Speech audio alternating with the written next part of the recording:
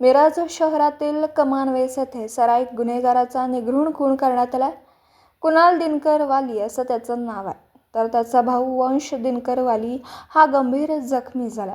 त्याच्यावर मिरज शासकीय रुग्णालयात उपचार सुरू आहेत. याबाबत माहिती अशी आहे की मिरजेत गेल्या काही दिवसापासून दोन गँगमध्ये राडा सुरू होता. यातून एकमेकांवर कोयत्याने हल्ला देखील करण्यात आला होता. कुणाल वाली आणि त्याचा भाऊ वंश वाली हे दोघे रविवारी रात्री कमानवेसमधून निघाले होते. यावेळी हल्लेखोर त्या ठिकाणी आला. त्याने दोघांना अडवलं. यावेळी दोघात वाद झाला.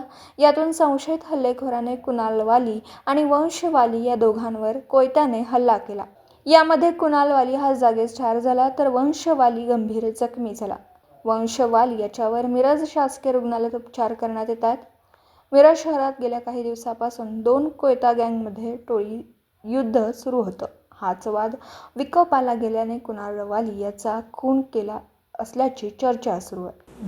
दिवसभरातील घडामोडींचा आढावा घेण्यासाठी पाहत रहा N24 मराठी न्यूज चॅनल.